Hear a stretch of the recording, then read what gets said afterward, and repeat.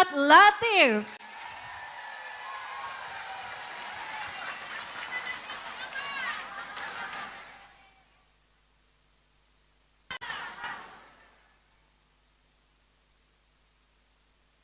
Assalamualaikum warahmatullahi wabarakatuh.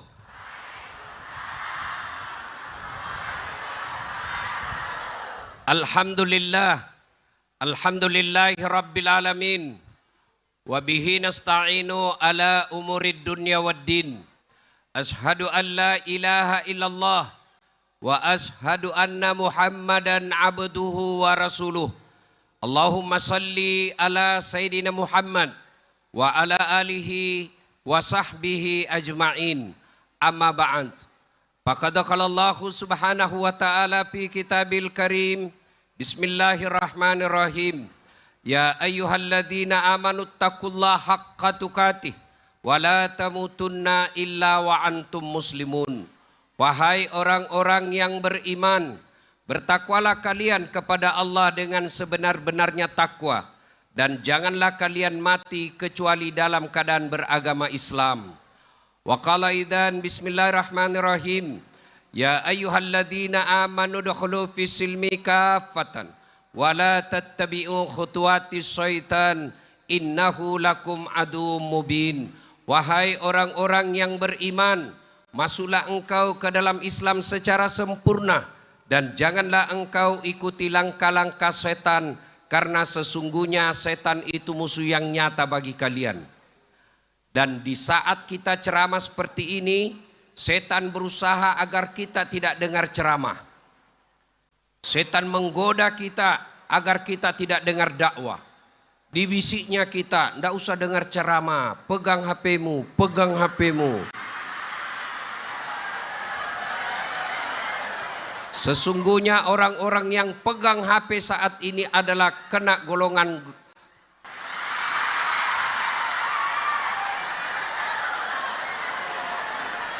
sudah dikasih tahu masih juga dipegang HP-nya.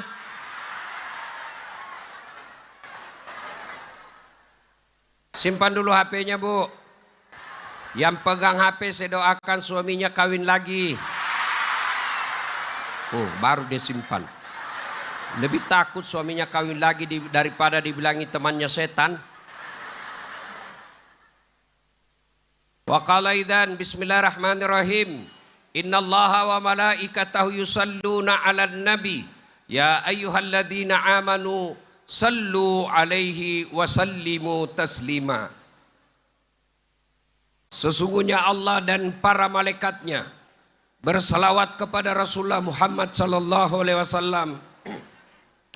Maka wahai orang-orang yang beriman, bersalawatlah kalian kepada Rasulullah dengan sebaik-baik salawat. Sadaqallahul adzim, maha benar Allah dengan segala firman-Nya. Bapak Ibu saudara-saudara sekalian, teristimewa yang kita hormati Bapak Gubernur Kepri, Bapak Haji Ansar Ahmad beserta istri yang insya Allah dimuliakan dan dirahmati oleh Allah Subhanahu wa ta'ala. Mohon izin saya tidak sebut satu demi satu karena meringkas waktu sebab ibu-ibu mulai kepanasan. Ibu bapak saudara-saudara sekalian, 1400 tahun yang lalu terjadilah peristiwa yang sangat spektakuler, di mana peristiwa ini hanya terjadi sepanjang hidup ini, sepanjang sejarah perjalanan dunia ini hanya sekali terjadi. Apa itu? Diperjalankan seorang manusia pilihan dari Masjidil Haram di Mekah ke Masjidil Aqsa di Palestina, naik langit pertama sampai langit ketujuh, menuju ke Sidratil Muntaha, kemudian ke Sabaha, Mustawa, ketemu dengan Allah di aras, lalu kembali ke dunia. Kenapa peristiwa ini spektakuler? Karena perjalanannya sangat jauh, waktunya sangat ringkas. Hukum fisika mengajarkan makin jauh perjalanan, makin lama waktu ditempuh. Tapi perjalanan Isra Mi'raj perjalanannya bukan cuma di bumi yang kita sebut Isra, tapi juga Mi'raj, naik ke langit. Perjalanannya sangat ringkas. Maka Nabi ketika ceritakan ke orang-orang kafir Quraisy di Mekah, tidak ada yang percaya, bahkan Muhammad dituduh gila. Kenapa? Muhammad katakan, ayuhan nas, wahai manusia, semalam saya dari langit, dari Palestina. Pagi ini kau ada lagi di sini Muhammad? Dia bilang, ya kau lihat saya toh. Ah, kau gila. Kenapa? Waktu itu dari Mekah Palestina, kendaraan paling cepat Pak naik onta. Berapa lama waktu dibutuhkan? 1 bulan. PP 2 bulan. Nah ini Nabi, dia bilang saya tadi malam. Mereka tidak percaya. Ternyata mereka lupa bahwa perjalanan Isra Mi'raj itu bukan Nabi yang mau, tapi Allah yang berkehendak. Kalau Allah yang berkehendak, Allah yang ngundang, maka semua fasilitas perjalanan ditanggung sama yang ngundang.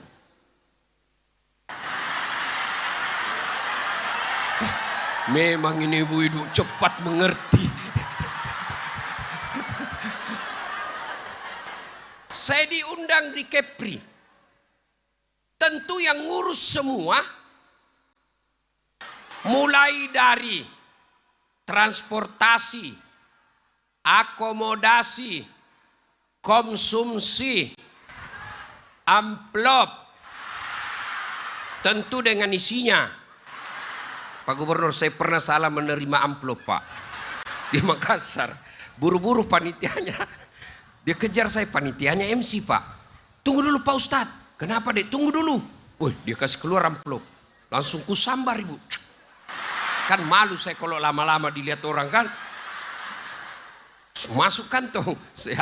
Saya duduk di atas mobil. Saya bilang sama sopir saya, alhamdulillah dapat rezeki kita ini dek. Saya bukalah itu amplop saya. Astagfirullah, salah kasih bu.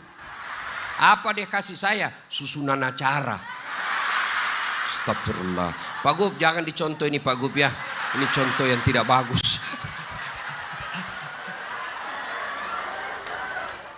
Iya, karena saya undangan, maka ditanggung oleh yang undang. Pak Gubernur nanti tanggal 20 diundang ke Jakarta. Namanya undangan, negara yang undang. Perjalanannya perjalanan dinas, ditanggung sama negara. Allah yang undang Nabi, maka transportasinya Allah yang tanggung. Siapa yang Allah pilih, namanya burak. Nah, ada kejadian. Saya kasih contoh supaya ibu bapak gampang ngerti. Tidak masuk akal tapi terjadi. Pagi-pagi saya ke Jakarta, diundang ceramah. Jam 6 berangkat tinggalkan Makassar. Sampai jam 8 pagi waktu Jakarta. Ceramah jam 10. Selesai ceramah sekitar jam 11. Balik ke Makassar jam 1. Tiba di Makassar jam 4 sore. Belum maghrib saya sudah ada di rumah. Saya gantung bajuku di kamar. Tanpa sepengetahuan saya, ada semut ikut di kantong. Keluar itu semut yang di kantong saya. Dia kumpulkan temannya sama-sama semut. Saudara-saudara sekalian bangsa semut. Baru saja saya datang dari Jakarta. Dia bilang temannya, jam berapa kau pergi bos? Dia bilang tadi pagi. Sore ada kau lagi di sini. Tidak masuk di akal, kau bohong. Baru kau saja keluar rumah, diinjak ke mobil truk. Tidak masuk akalku. Kata yang di kantong semut. Betul itu yang kau bilang, kalau saya yang jalan. Ini saya numpang di kantongnya Ustadz Das'ad. Dia naik pesawat. Saya tidak pernah keluar-keluar. Tapi betul saya dari Jakarta. Masuk akal enggak bu? Masuk akal enggak? Kalau ini semut mau jalan, tidak mungkin. Tapi dia numpang mujur di kantongnya Das'ad Latif. Dan sekarang di Indonesia bu, banyak kejadian tidak masuk akal tapi terjadi. Mau saya kasih contoh? Mau? Tapi jangan marah ya. Serius jangan marah ya. Bisa ndak orang kapling laut? Bisa ndak? Itu kan ndak masuk akal. Iya toh? Tapi terjadi. Ibu-ibu tahu Singapura? Tahu Singapura? Mana lebih besar Bintan? Mana lebih besar Bintan? Singapura beli pasir dari. Tapi tahu ndak? Negara paling besar memberi utang Indonesia siapa? Singapura. Masuk akal ndak? Masuk akal ndak? Ndak masuk akal, tapi terjadi. Guru besar di bidang hukum diangkat jadi pejabat hukum, malah ditangkap melanggar hukum. Masuk akal ndak? Ndak masuk akal, tapi terjadi. Iya toh? Iya toh? Ada kepala dinas.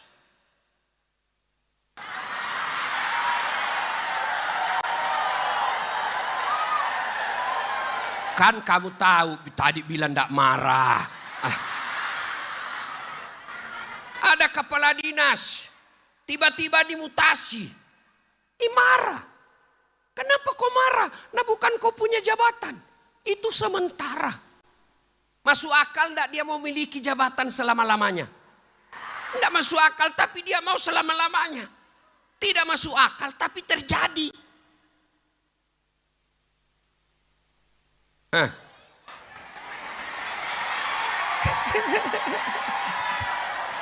Sudah.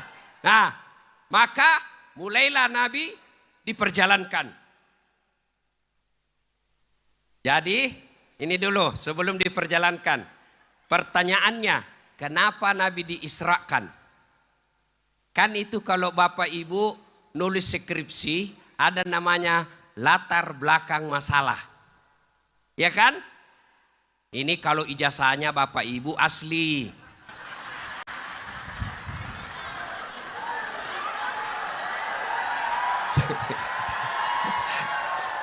Adakah disebut latar belakang masalah? Nah, kenapa Nabi diisrakan? Dalam Islam itu Ibu, ada 2 tahun aneh-aneh namanya. Satu namanya tahun gajah. Tahun apanya Nabi Bu? Allah Karim.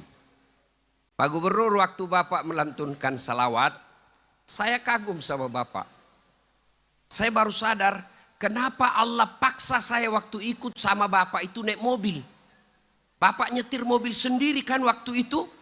Oh ini hikmahnya. Saya tidak salah memilih orang untuk bantu kampanye.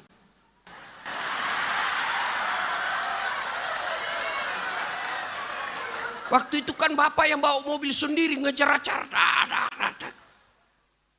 Oh, Bapak hafal beberapa salawat. Allah Karim, sambutannya santun bicara. Semoga Allah rahmati Bapak. Tadi singkat sambutan. Ibu-ibu ajarkan salawat, ajarkan anak kepada kisah-kisah Nabi. Jarang kita dengar pejabat sambutan begitu.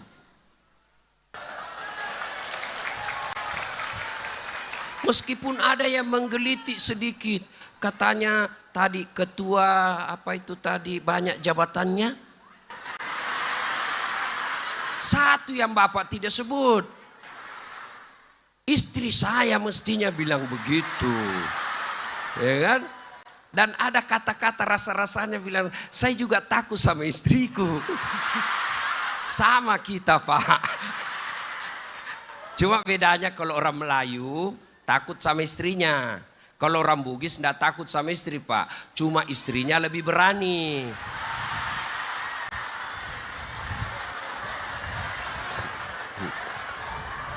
Dia bilang istri saya Pak Gubernur, hei Ustadz, di luar kau boleh singa mimbar. Di luar kau boleh singa panggung. Di rumah Hello Kitty. Dengar ya, kenapa Nabi diisrakan? Tadi disebut tahun duka cita, tahun gajah, tahun lahirnya Nabi. Tahun Isra Mi'raj disebut tahun duka cita. Kenapa disebut tahun duka cita? Karena ada dua orang yang paling mencintai Nabi dan dicintai Nabi meninggal di tahun yang sama. Bayangkan, tahun yang sama meninggal orang dua dicintainya. Khadijah dan Abu Talib paman beliau. Maka Nabi sedih ditinggal istri sampai Nabi bersabda, dengar ini ibu-ibu, bu, barang siapa seorang istri meninggal dunia, lalu suaminya berduka terus mengenang kebaikannya, itu ciri-ciri istri penghuni sorga. Misal ini bu ya, misal aja. Ibu duluan meninggal, misal. Tiba-tiba suamimu berduka, ya Allah, terlalu cepat kau ambil istriku ya Allah. 45 tahun mendampingiku, rasanya baru sebulan ya Allah. Meskipun dia suka ngomel ya Allah, tapi ngomelnya itu yang membuatku betah di rumah. Ya Allah, aku sangat mencintai istri saya ya Allah, separuh jiwaku lenyap ya Allah. Itu kalau begitu, itu ciri-ciri wanita penghuni sorga.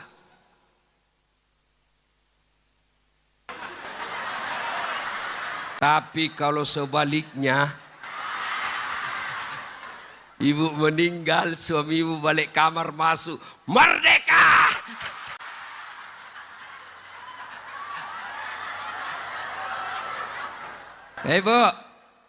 Bu, pesan pertama Isra Mi'raj, jadi istri yang soleha. Apa guna majelis taklim bertahun-tahun, 2 kali sebulan dengar pengajian, kalau tidak punya akhlak kepada suami? Akhlak kepada suami, jangan pernah nada suara lebih kencang dari suami. Itu aturan agama. Tapi suamiku jelek Ustaz. Ya takdirmu. Masa gara-gara jelek mukanya suamimu kamu mau kasar? Ya kenapa kau pilih? Tidak ada pilihan lain Ustaz. Ya makanya kau hormati yang tidak ada pilihan lain itu. Ya bu, boleh marah sama suami, tapi tidak boleh nadanya kasar. Boleh marah sama suami, tapi tidak boleh memaki dan menghina. Karena beban suami di dunia sudah cukup berat buat menanggung ibu. Tanpa kau marah sekalipun, dia sudah terbebani hidupnya. Paling menjengkelkan itu istri kalau dikerjai suaminya. Kau pulang, cepat-cepat pulang. Tunggu dulu ibu, pulang kau cepat.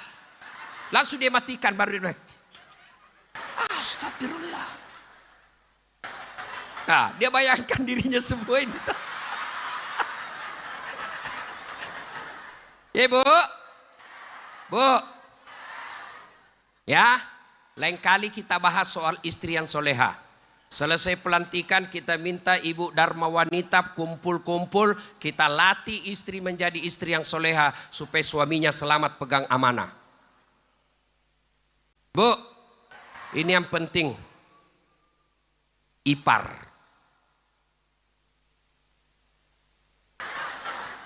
Kata Nabi, iparmu adalah maut.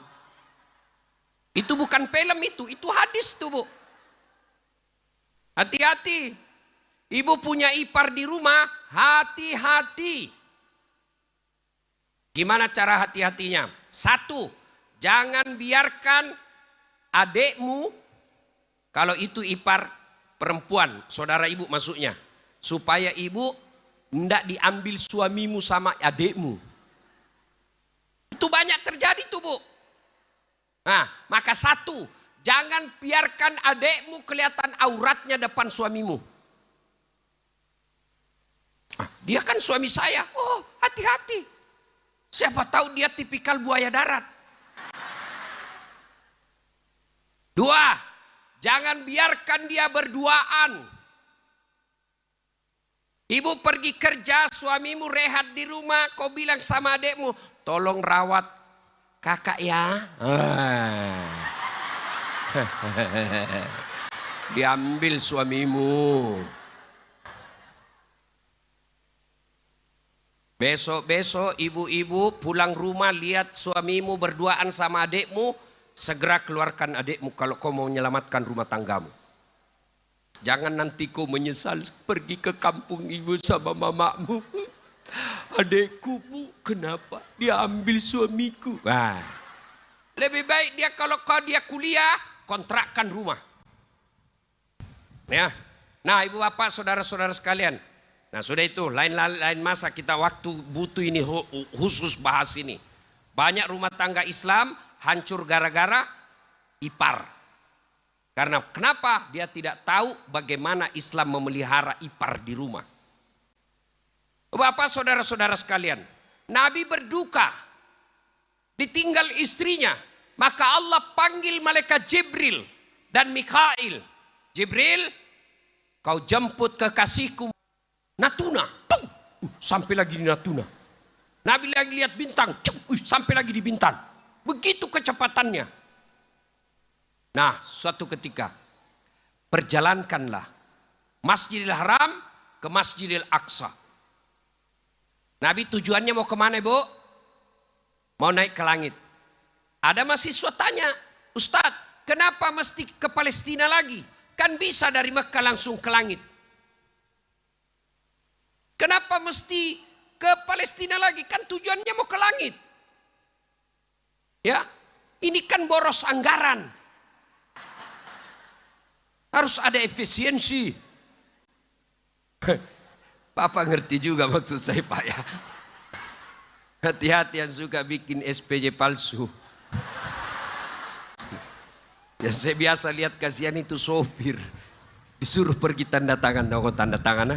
Padahal tidak ada perjalanannya, ada SPJ-nya, Pak. Bapak nanti yang suka perjalanan SPJ palsu, siap-siap masuk neraka juga.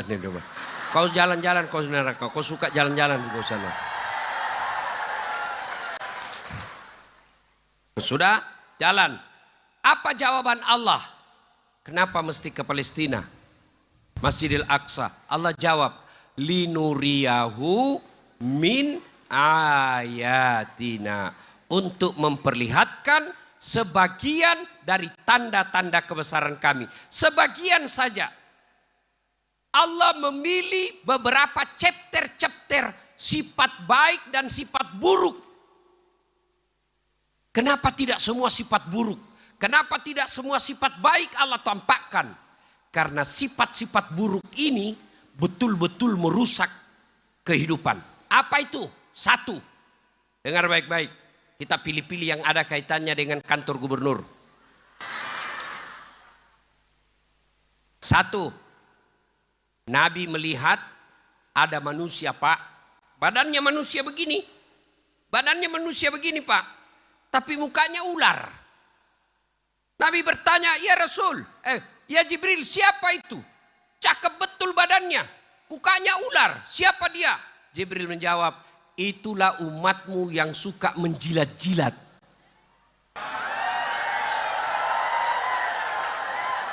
Cari-cari muka.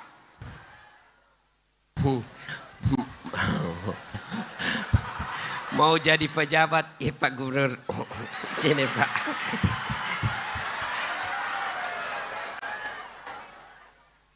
Pak, Allah sudah angkat derajat Bapak. Jangan terlalu menghinakan diri hanya untuk kekuasaan. Orang Melayu punya marwah, Pak. Itu beleng-beleng. Itu beleng-beleng.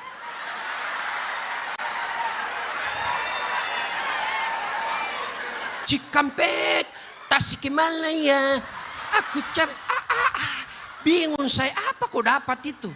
Coba kalau salawat. Coba kalau kau salawat. Salawat bareng-bareng itu pahalanya lebih banyak daripada jumlah air hujan ketika hujan. Mendapat pahala. Berkah juga kampung kita. Tidak usah cari muka jadi pejabat, Pak. Sekolah aja baik-baik. Tunjukkan pekerjaan. Kalau bapak tidak dikasih jabatan, berarti bapak dianggap bebannya bapak tidak cocok. Mobil tua dikasih balap, rusak. Iya kan? Wah, kenapa? Dia baru 5 tahun sudah dipromosi. Saya sudah 10 tahun, tidak dipromosi. Betul bapak 10 tahun, tapi otaknya Pentium 1. Ini betul 5 tahun, tapi Pentium 5 pak. Cepat loading. Shung. Bapak, dikasih perintah. Ayo pak.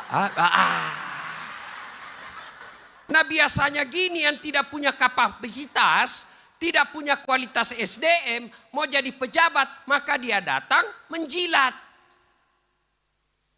Yang merusak sistem tata negara kita kalau mental-mental penjilat diangkat jadi pejabat.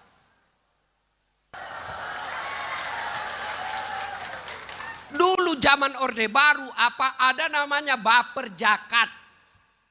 Kalian diangkat pejabat, ada sistematika strukturnya, ada jenjang kariernya. Kalau bapak menjilat-jilat, maka bapak nanti bisa masuk neraka gara-gara jilatannya bapak. Ditolak sama suami, Pak Gubernur ngeleper ke ibu. Ini bu, duduk bu, suami saya kasihan bu. Dah lah pak, jangan menjilat. Ada lagi lihat oleh Nabi. Wah badannya manusia. Tapi apa? Mukanya anjing. Ya Jibril, siapa pula itu muka anjing? Mereka yang suka menyogok dan disogok. Nah, kau ingatlah waktu pilkada kemarin lah. Yang sudah uang ambil uangnya caleg kasih kembali. Sudah habis Ustadz, kau datang minta maaf. Kalau dia maafkan kau, alhamdulillah. Kalau tidak, dia bilang maafkan tapi kasih kembali uangku, ya kembalikan. Ini kalau tidak, muka anjing nanti di akhirat. Ada pula badannya badan